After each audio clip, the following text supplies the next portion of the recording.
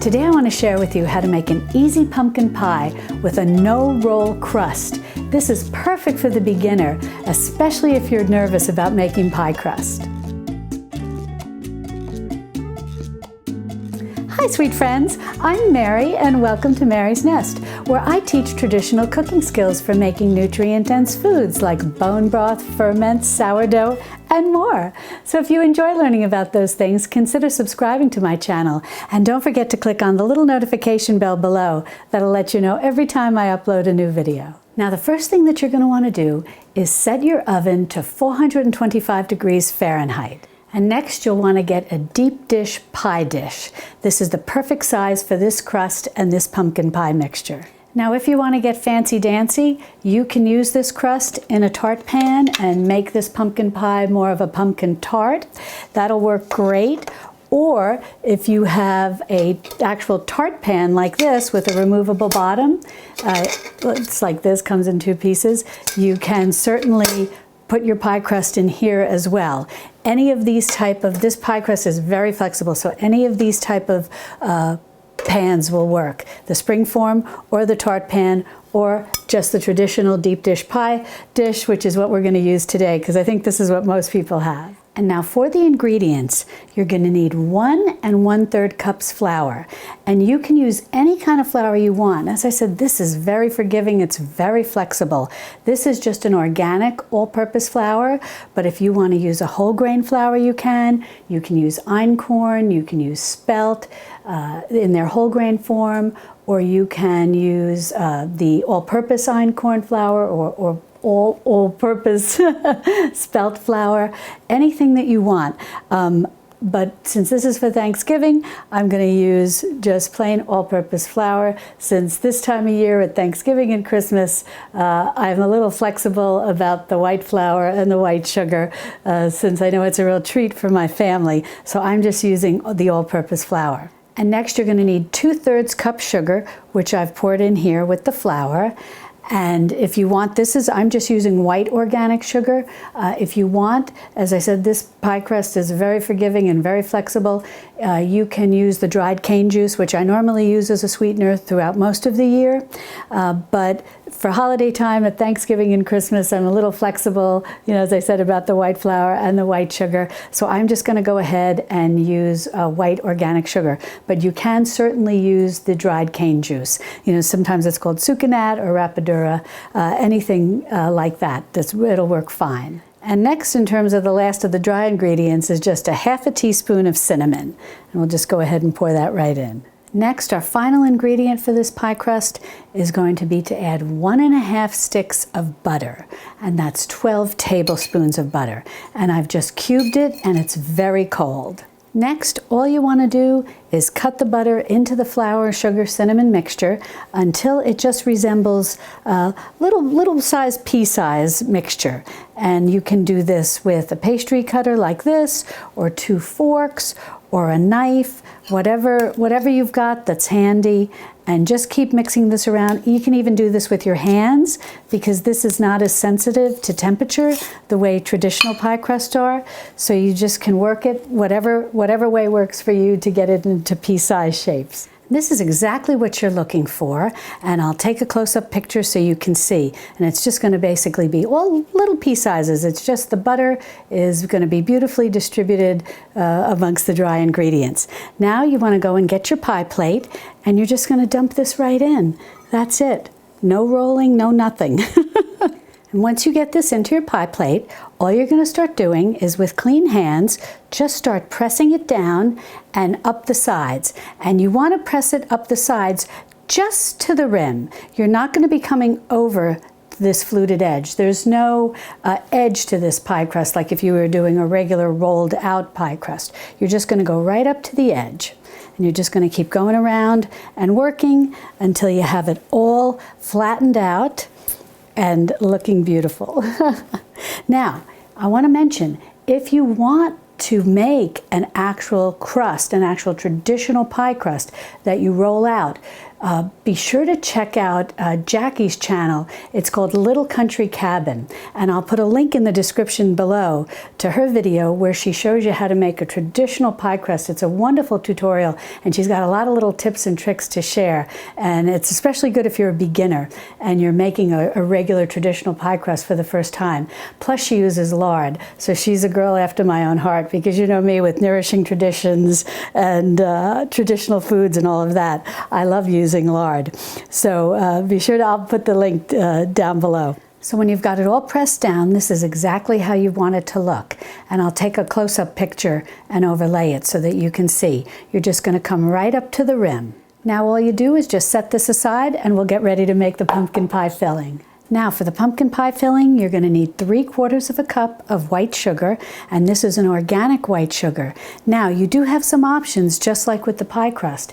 If you want to use the dried cane juice, like the rapadura or the sucanat, you can certainly use that in place of the white sugar. It'll make the color of the pumpkin pie a little deeper, a little richer in color, but it also gives a nice, rich molasses taste to the pumpkin pie.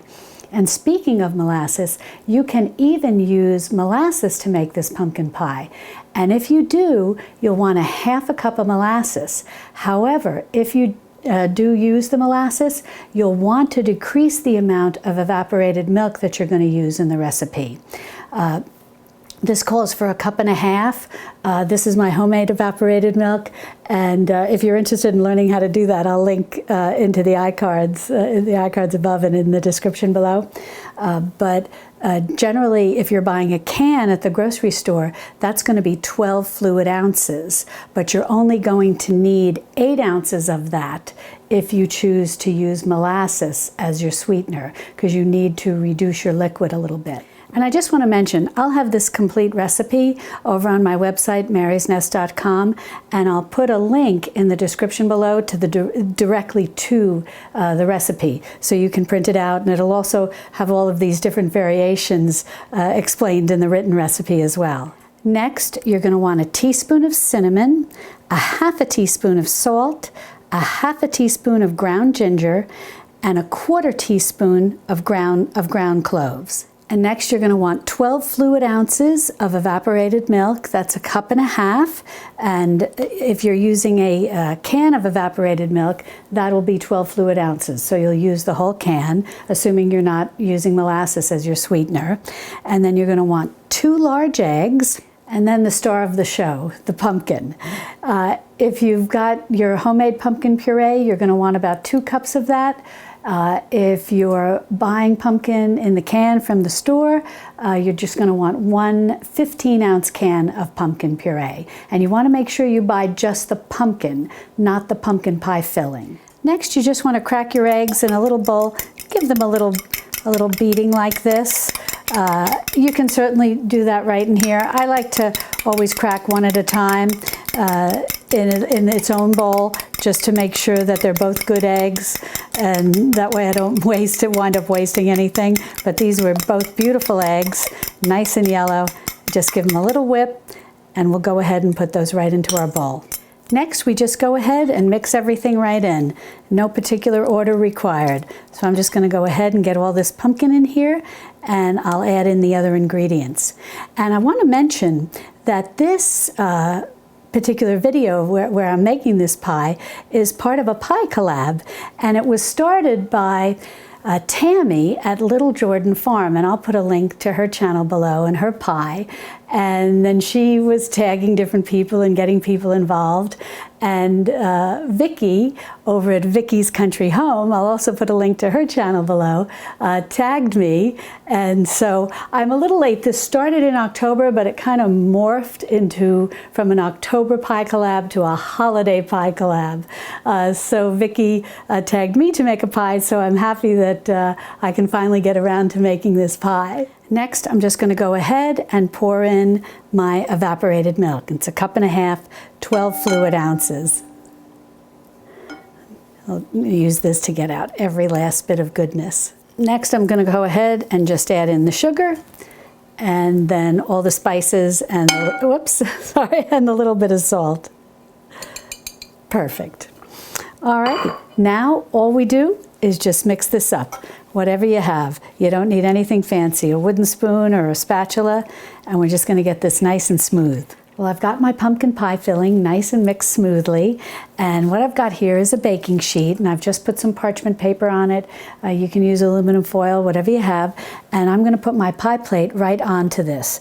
This serves two purposes. Number one, especially with a liquid pie, this makes it a lot easier to transfer it in and out of the oven, and in the event that there is any spillover, it makes for very easy cleanup. And now all we do is go ahead and pour our mixture right into our pie crust. Well, I poured my pumpkin pie filling into the pie crust. It looks beautiful. I'm going to take an overhead shot so that you can see it, see what it looks like, because I can't really lift this up and hold it. But what I want to mention is we're going to put this into our 425-degree oven for 15 minutes. And then at 15 minutes, we're going to turn the temperature down to 350 degrees Fahrenheit. And it's going to take anywhere from 40 minutes to maybe 50 minutes, maybe even a little longer. You know, everyone's oven is different. Now, how do you test it to make sure it's done? There's two ways you can do this, because I know some people don't like to have to put a knife right into the middle of their pie. But that's probably the best way to test it. And then you can always put a little dollop of whipped cream to cover the knife mark. But at about 40 minutes, you would put your knife, if it looks done, and I'll explain in a minute about looking done, but you'll put your knife in the middle. If it comes out clean, it's done. If not, then you want to give it another 5 or 10 minutes. Now, say you want to know, is my pie done, and I don't want to have to put the knife right in the middle. It's not a perfect test, but a good way to have a fairly good idea that the pie is done is this is going to puff up a little, and your pie crust will have turned a nice golden brown. The pie filling will puff up a bit, and it won't look loose, but in many ways similar to a cheesecake. It may have a little bit of jiggle in the middle, but not a lot of looseness all over the pie. Because when you take it out of the oven, it's still warm, it's still going to cook a little, it's still going to set up a little.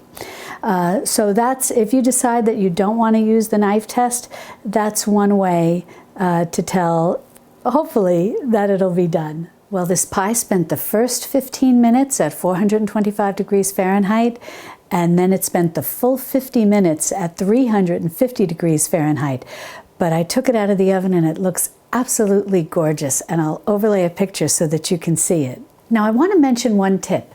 If you check on your pie, like with any pie, whether a no-roll crust like this or a traditional roll crust, and you notice that your pie crust is browning up maybe a little faster than your pie is cooking, you can use one of these little pie protectors now this one is made for a traditional, not a deep dish pie dish, but a regular pie dish.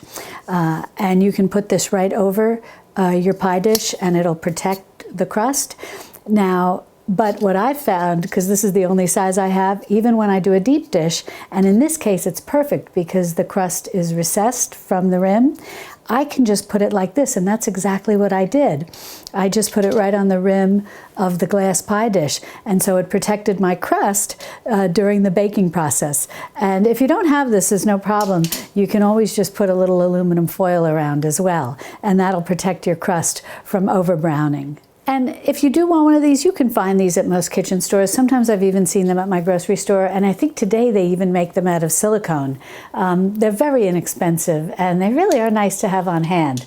And I'll also put a link in the description below, along with where I have the link for the printable recipe, if you're looking for one of these. Well, now I'll get a knife and a plate, and we'll cut it and take a slice out. Well, this looks great. Now, I just let this cool on the counter, and it probably needs to cool a little longer, but I couldn't wait. But it just looks beautiful. And this crust, I don't know if you can hear that. It's great for a no-roll crust.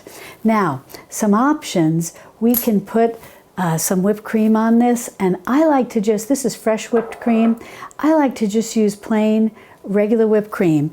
I just whip it up, and I don't add any sugar, because I always find these sort of custard-like pies, like pumpkin pie and whatnot, are sweet enough. And just putting plain whipped cream is really a nice complement to it. Now, you could also add a little cinnamon in when you whip the cream, or you could even just sprinkle a little cinnamon on top. And that'll be nice too. So what we'll do is we'll take a piece, we'll take a taste of the actual pie here, and then we'll get a little bit more of that crust on the end and see how that is. I have to get a little cream with that. That's delicious. I highly recommend this. This is wonderful. Now let's take a little bit of this crust here on the end.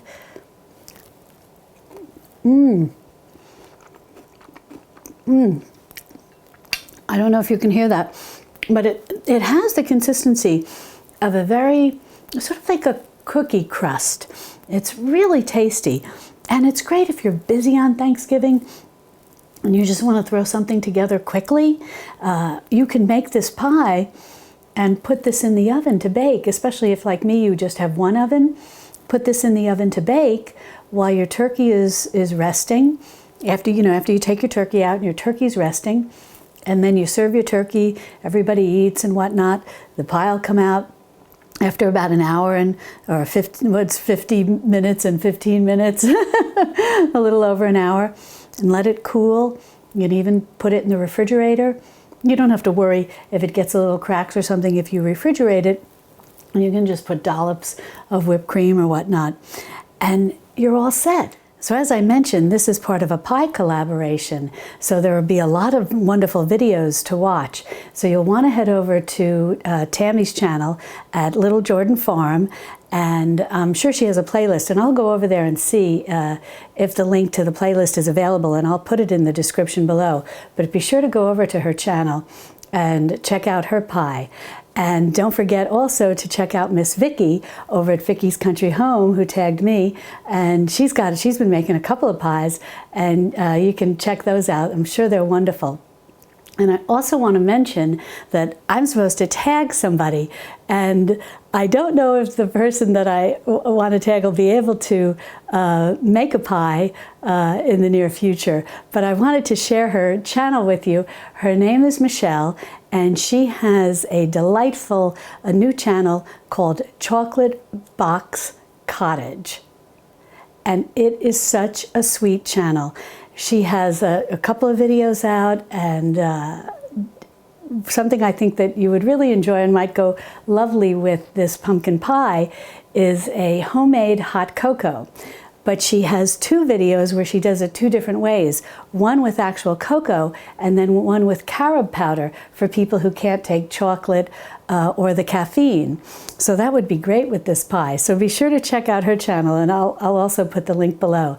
One other person that I want to share with you is my friend Rob, who is in this pie collab, which is very cute. And he has a terrific channel called Ession's Family Garden. And it's with him and his wife and their two sons, and they're just a delightful family. And they made a pie together, and it's very cute, and I think you'll really enjoy that. And so I know for sure that he is in this collab. So I'll put the link to his pie below as well. And also, don't forget to check out Jackie's channel, who I mentioned earlier in this video. And the name of her channel is Little Country Cabin. And she's the gal who has a great video. She's also a relatively new channel with some wonderful videos.